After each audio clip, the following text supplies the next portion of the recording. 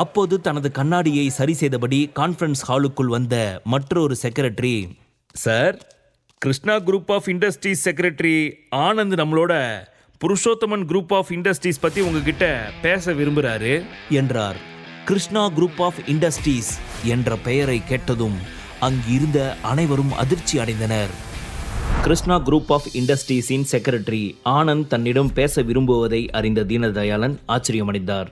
அவர் என்கிட்ட என்ன பேச விரும்புகிறாரு என்று தீனதயாளன் ஆச்சரியத்துடன் கேட்டார். அங்கிருந்த அனைவரும் கவலையுடன் காணப்பட்டனர். அவர் என்கிட்ட பேச நினைக்கிறாரா இல்ல யஷ்வந்த் கிட்ட பேச நினைக்கிறாரா? கிருஷ்ணா குரூப் ஆஃப் இண்டஸ்ட்ரீஸ்க்கும் புருஷோத்தமன் குரூப் ஆஃப் இண்டஸ்ட்ரீஸ்க்கும் என்ன சம்பந்தம் என்று தீனதயாளன் யோசித்தார். யஷ்வந்த், உனக்கும் அவங்களுக்கும் ஏதாவது தொடர்பு இருக்கா? நீ எதுக்காவது அவங்கள காண்டாக்ட் பண்ணியா என்று தீனதயாளன் யஷ்வந்திடம் கேட்டார். இல்ல, நான் அப்படியெல்லாம் எதுவும் பண்ணல என்று யஷ்வந்த் சொன்னார். கிருஷ்ணா குரூப் ஆஃப் இண்டஸ்ட்ரீஸ் வணிகத் துறையில் நாட்டின் மிகப்பெரிய இண்டஸ்ட்ரி ஆகும். அவர்களுடன் மோத யாருக்கு தைரியம் இருக்க போகிறது?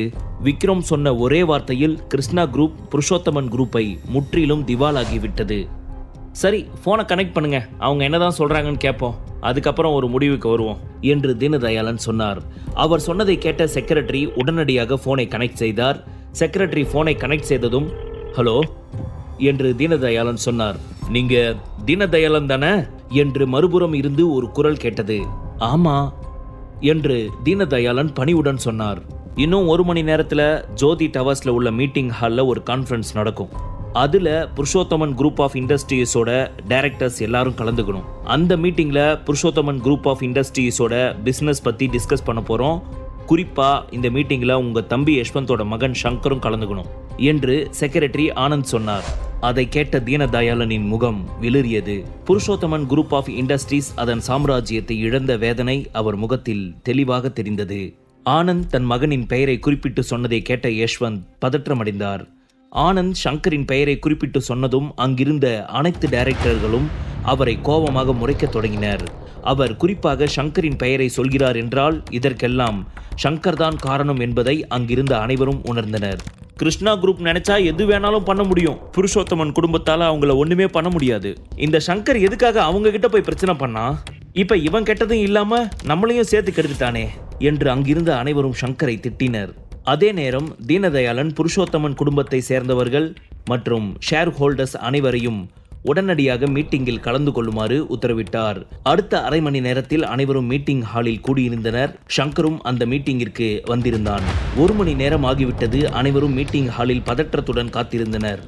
ஆனால் 1 மணி நேரம் கடந்த பிறகும் கிருஷ்ணா இண்டஸ்ட்ரீஸில் இருந்து யாரும் வரவில்லை. தீனதயாளன், யஷ்வந்த் இருவரும் மீட்டிங் ஹாலிற்கு வெளியே இருந்த வராண்டாவில் கிருஷ்ணா குரூப் ஆட்களின் வருகைக்காக காத்திருந்தனர். வரவேண்டிய நேரம் கடந்து அவர்கள் வரவில்லை. ஆனால் அது பற்றி ஃபோன் செய்து கேட்கக்கூட அவர்களுக்கு தைரியம் இல்லை. அண்ணா, பேசாம ஃபோன் பண்ணி கிருஷ்ணா குரூப்ல இருந்து யாராவது வராங்களா இல்லையான்னு கேட்கலாமா? எல்லா ஷேர் ஹோல்டர்ஸும் ரொம்ப நேரமா வெயிட் பண்ணிக்கிட்டு இருக்காங்க, அவங்கள வெயிட் பண்ண வைக்கிறது கொஞ்சம் சங்கடமா இருக்கு என்று யஷ்வந்த் சொன்னார். அங்கிள், எல்லாரையும் பேசாம இங்கிருந்து அனுப்பிடலாம். கிருஷ்ணா குரூப்ல இருந்து ஆளுங்க வந்த அப்புறம் இவங்கள மறுபடியும் வர சொல்லலாம், அது ஒன்றும் பெரிய விஷயம் இல்லையே என்று ராகுல் சொன்னான்.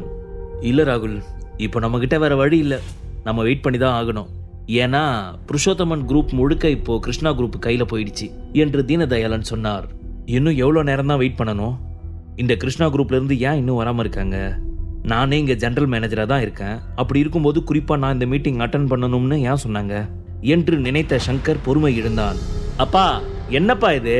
புருஷோத்தமன் குரூப் டைரக்டர்ஸ் எல்லாரும் ஆஃப்டர் ஆல் கிருஷ்ணா குரூப் செக்ரட்டரிக்காக வெயிட் பண்றோம். இதை நினைக்கும் போது எனக்கு அசிங்கமா இருக்கு என்று சங்கர் சொன்னான். அவனை முறைத்து பார்த்த யஷ்வந்த், வாய மூடு முட்டாள். கிருஷ்ணா குரூப் ஆஃப் இண்டஸ்ட்ரீஸ் பத்தி உனக்கு என்ன தெரியும்? அவங்க பேரை சொன்னாலே பிசினஸ் வேர்ல்டு முழுக்க நடுங்கும். அவங்க உன்னை குறிப்பா வர சொல்லியிருக்காங்கன்னா நீ தான் ஏதோ பண்ணிருக்க. உன்னாலதான் நம்ம கம்பெனி இன்னைக்கு இவ்வளவு பெரிய லாஸ சந்திச்சிருக்கு என்று கத்தினார். அவர் சொன்னதுதான் அங்கிருந்த அனைவரின் மனதிலும் இருந்தது. கான்ஃபரன்ஸ் ஹாலில் ஏசி ஓடிக்கொண்டிருந்தாலும் டென்ஷனில் அனைவருக்கும் ஏர்த்து கொட்டியது. சரியாக அதே சமயம் ஒரு வாலிபன் 2 லாயர்கள் மற்றும் மேலும் சில ஆட்களுடன் கான்ஃபரன்ஸ் ஹாலுக்குள் நுழைந்தான். Hello everyone, I am Anand. Purushothaman group of இண்டஸ்ட்ரீஸை டேக் ஓவர் பண்றதுக்கான இந்த மீட்டிங்கை நான் தான் தலைமை தாங்க போறேன் என்று அவன் தீவிரமான குரலில் சொன்னான். அங்கிருந்த அனைவரும் அவன் சொன்னதை அமைதியாக கேட்டனர். அப்புறம் இனி புருஷோத்தமன் குரூப் ஆஃப் இண்டஸ்ட்ரீஸோட புதிய chairman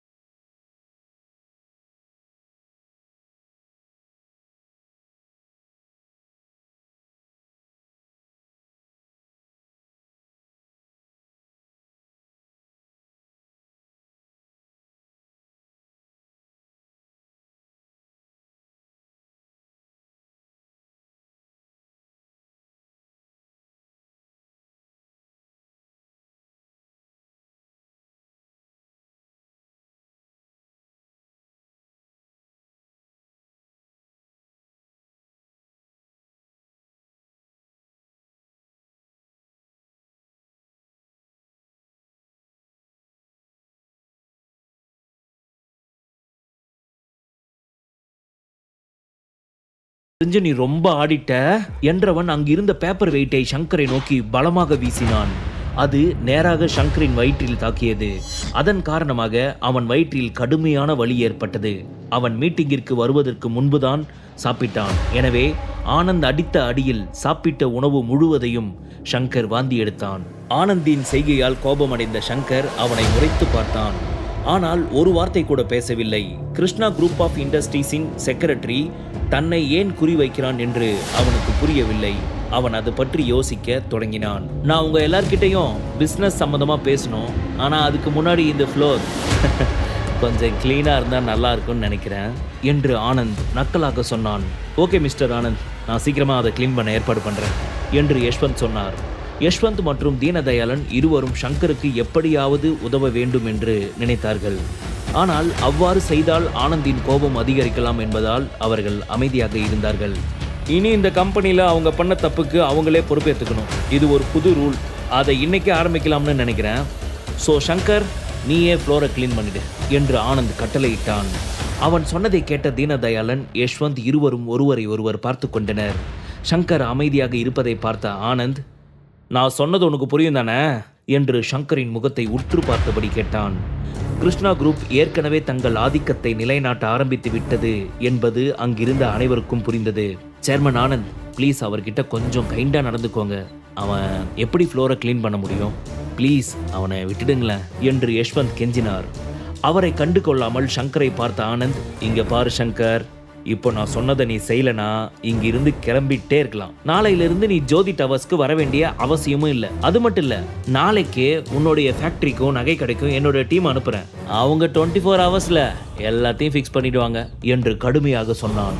Anand Krishna group of industries டைரக்டரின் பர்சனல் செக்ரட்டரியாக இருக்கிறான். அவன் கிருஷ்ணா குரூப்பில் நீண்ட காலமாக பணிபுரிகிறான். அவனிடம் அறிவும் அனுபவமும் அதிகம் இருந்தன. ஆனந்தின் வார்த்தைகளை கேட்ட யஷ்வந்தின் முகம் வெளியேறியது.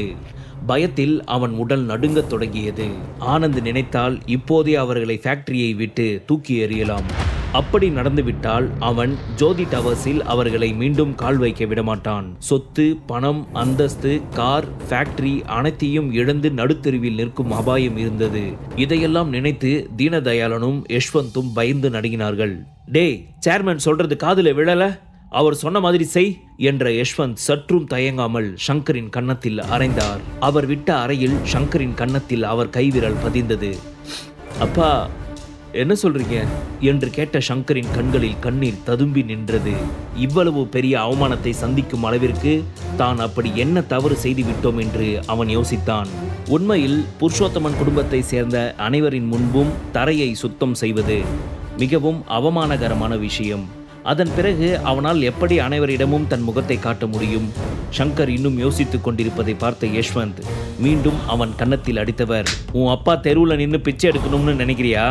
முதல்ல போய் ஃப்ளோரை கிளீன் பண்ணு என்றார். வேறு வழி இல்லாமல் சங்கர் தரையை சுத்தம் செய்ய தொடங்கினான். அதை பார்த்த புருஷோத்தமன் குடும்பத்தை சேர்ந்த அனைவருக்கும் மனதில் கஷ்டமாக இருந்தது. அப்போதுதான் புதிய சேர்மன் கோபம் எவ்வளவு மோசமானது என்பது அவர்களுக்கு புரிந்தது. Purushothaman group of industry Krishna குரூப்பின் கைகளுக்கு சென்றதற்கு சங்கர் தான் காரணம் என்பதால் அவனுக்கு இழைக்கப்பட்ட அவமானத்திற்காக யாரும் பெரிதாக வருந்தவில்லை. சங்கர் தரையை சுத்தம் செய்வதை பார்த்த ஆனந்தின் கோபம் சற்று குறைந்தது. பின்னர் அங்கிருந்த அனைத்து டைரக்டர்களையும் பார்த்தவன், நான் உங்ககிட்ட கொடுத்த பேப்பர்ஸ் எல்லாத்தையும் படிச்சிட்டீங்களா என்று கேட்டான். அனைவரும் தலையசைத்தனர். எங்க கிருஷ்ணா குரூப் புருஷோத்தமன் ஜுவல்லரி குரூப்பை டேக் ஓவர் பண்ணவும் டெவலப் பண்ணவும் ஆர்வமா இருக்கும். நீங்க இனி எதை பத்தியும் கவலைப்பட வேண்டிய அவசியம் இல்லை. உங்ககிட்ட கொடுத்துருக்க பேப்பரில் இந்த கம்பெனியை எப்படி டெவலப் பண்ண போகிறோம்னு எக்ஸ்பிளைன் பண்ணியிருக்கோம். அதனால் உங்கள் ஷேரில் எந்த லாஸும் இருக்காது. இனி இந்த கம்பெனிக்கு ப்ராஃபிட் மட்டும்தான் கிடைக்கும். முன்னை விட இந்த கம்பெனியோட growth நல்லா இருக்கும்னு நான் உங்களுக்கு கேரண்டி தரேன் என்று ஆனந்த் சொன்னான். அவன் சொன்னதை கேட்ட அனைவரும் தலையசைத்தனர். வேறு எதுவும் பேசவில்லை. ஆனந்த் சொன்னதில் இருந்து அவர்களுக்கு ஒரு விஷயம் தெளிவாக புரிந்தது. கிருஷ்ணா குரூப் புருஷோத்தமன் குரூப்பை வளர்க்க விரும்புகிறது. ஆனால் அதை அழிக்கும் எண்ணம் அவர்களுக்கு இல்லை. மேலும் அவர்கள் வகுத்துள்ள விதிகள் மற்றும் விதிமுறைகள் மற்ற பங்குதாரர்களுக்கு எந்த பிரச்சனையும் இல்லாமல் இருக்கிறது. உண்மை என்னவென்றால் இம்முறை முன்பை விட அதிக லாபம் கிடைக்க வாய்ப்புள்ளது. அதனால் கிருஷ்ணா குரூப்புடன் இணைந்து பணியாற்றுவதில் அவர்களுக்கு எந்த ஆட்சேபனையும் இல்லை. புது சேர்மன் ஆனந்த் சொன்னது எனக்கு ரொம்ப பிடிச்சிருக்கு. சேர்மனுடைய ஸ்ட்ராட்டஜியை நான் ஒத்துக்கிறேன் என்று டைரக்டர்களில் ஒருவர் சொன்னார். இதேபோல் அங்கிருந்த மற்ற அனைத்து டைரக்டர்களும் ஆனந்திற்கு ஆதரவாக பேசினர். அவன் தலைமையை முழு மனதுடன் ஏற்றுக்கொண்டனர். இனி புருஷோத்தமன் குரூப்பில் நிறைய மாற்றங்கள் வரும் என்று அவர்களுக்கு புரிந்தது. மேலும் கிருஷ்ணா குரூப்பை சேர்ந்த ஆனந்த் மூலம் இந்த கம்பெனி வளர்வதோடு தங்களுக்கும் அதிக லாபம் கிடைக்கும் என்று அவர்கள் நினைத்தனர். அதே நாளில் மாலை 6 மணிக்கு விக்ரமின் ஜூஸ் கடைக்கு சென்ற ஆனந்த் பணிவுடன் போ செய்தான். விக்ரமின் முன் கைகட்டி நின்று ஜோதி டவர்ஸில் அன்று நடந்த மீட்டிங்கை பற்றி விவரமாக சொன்னவன் அங்கு எடுக்கப்பட்ட வீடியோவை விக்ரமிற்கு போட்டு காட்டினான். அந்த வீடியோவை பார்த்த விக்ரம், சூப்பர் ஆனந்த், கொடுத்த வேலையை கச்சிதமாக முடிச்சிட்டீங்க. அதுலேயும் அந்த வெள்ளப்பண்ணியை தரையை துடைக்க வச்சிங்கல்ல, சான்ஸே இல்லை, எங்கேயோ போயிட்டீங்க என்றான். அந்த சங்கர் உங்களை அவமானப்படுத்தினதை கேள்விப்பட்டேன். அதுக்கு பதிலடி கொடுக்க வேண்டாமா? இப்போ உங்களுக்கு சந்தோஷம் தானே பாஸ் என்று ஆனந்த் கேட்டான். சந்தோஷமா? விட்டா ஒரு குத்தாட்டமே போடுவேன் என்று விக்ரம் சொன்னான். அவனை இதோட விட்டுடலாமா இல்லை வேற ஏதாவது பண்ணணுமா சார்? ஆனந்த் சொன்னதை கேட்ட விக்ரம், சச்சா, நீங்க நினைக்கிற அளவுக்கு அந்த வெள்ளப்பண்ணி ஒன்றும் ஒர்த்து இல்லை, அவனை நானே டீல் பண்ணிக்கிறேன் என்றான். ஓகே சார், அப்புறம் நீங்கள் சொன்ன மாதிரியே புருஷோத்தமன் குரூப்பை டேக் ஓவர் பண்ணிட்டோம். இப்போவே தீனதயாலாம் ஆடி போய் தான் இருக்காரு. ஆனால் அவரோட மருமக ராகுலோட குடும்பம் கொஞ்சம் ஃபேமஸான குடும்பம். அவங்க ஆதரவில் இருக்கிறதால அவர் கொஞ்சம் ரிலாக்ஸாக இருக்கார். அவங்கள ரிலாக்ஸாக இருக்க விடாமல் அவங்க 2 குடும்பத்தையும் அழிச்சிடலாமா என்று ஆனந்த் கேட்டான். அதுக்கெல்லாம் அவசியமே இல்லை, அவங்களுக்கு இந்த அடியே போதும். இதிலிருந்து எழுந்து வரவே அவங்களுக்கு ரொம்ப நாள் ஆகும். இனி நீங்கள் மாமனார் சரவண புருஷோத்தமன் ஃபேக்டரிக்கு எக்ஸ்ட்ரா அட்டென்ஷன் கொடுங்க. எல்லாருக்குமே புருஷோத்தமன் குரூப்பில் ஷேர் இருக்குது. அவங்களுக்கு எப்படி புருஷோத்தமன் குரூப்பில் இருந்து ஹெல்ப் கிடைக்குதோ அதே மாதிரியே சரவணனுக்கும் ஹெல்ப் கிடைக்கிற மாதிரி பார்த்துக்கோங்க என்று விக்ரம் சொன்னான். விக்ரமின் விருப்பப்படிதான் புருஷோத்தமன் குரூப் ஆனந்துக்கு சொந்தமானது. அதில் புருஷோத்தமன் குரூப்பை சேர்ந்த நிறுவனங்கள் மட்டுமல்ல, அவன் மாமனாரின் நகை ஃபேக்டரியும் அடங்கும். இப்போது அவன் மாமனாரின் நகை ஃபேக்டரியும் மற்ற ஃபேக்டரிகளைப் போல வளர்ச்சி அடையும் என்பதில் அவன் மகிழ்ச்சி அடைந்தான். நீங்கள் சொல்கிற மாதிரியே நான் பண்ணிடுறேன் சார். அப்புறம் போர்டு மெம்பர் மிஸ்டர் சரவணனுக்கு ஏதாவது முக்கியமான பதவி கொடுக்கணுமா என்று ஆனந்த் கேட்டான். என்னப்பா ஆனந்த், எனக்கே மஸ்கா போட பார்க்குறியா? நான் சொன்னதை மட்டும் செய், அது போதும். உன் புத்திசாலித்தனத்தை என்கிட்ட காட்டாத, சரியா என்று விக்ரம் சொன்னான். சாரி சார், நீங்கள் சந்தோஷப்படுவீங்களேன்னு தான் நான் அப்படி கேட்டேன் என்று ஆனந்த் சொன்னான். விக்ரமை பற்றி அறிந்திருந்ததால் ஆனந்த் அவன் அன்பை பெற எதையும் செய்ய தயாராக இருந்தான். அது விக்ரமிற்கு புரிந்தது. ஆனந்தை பார்த்து புன்னகைத்த விக்ரம், மகிழ்ச்சி என்றவன், அப்புறம் ஆனந்த், கம்பெனிக்கு நல்ல ஜுவல்லரி டிசைனரும் சீஃப் டிசைனரும் தேவைன்னு பேப்பரில் ஆட் கொடுங்க என்றான். அவன் ஏன் அவ்வாறு சொல்கிறான் என்று புரியாவிட்டாலும், ஓகே சார், நீங்கள் சொன்னபடியே நான் ஆட் கொடுத்துட்றேன் என்று ஆனந்த் சொன்னான். சரி ஆனந்த், நீ கிளம்பு என்ற விக்ரமின் முகத்தில் மர்ம புன்னகை தோன்றியது. என்னோட ராசி நல்ல ராசி, அது எப்போதும்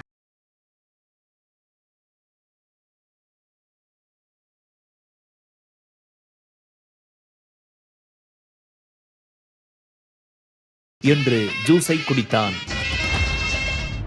முழு கதையையும் கேட்டு மகிழ பாக்கெட் FM ஆப்பை டவுன்லோட் செய்யுங்கள்.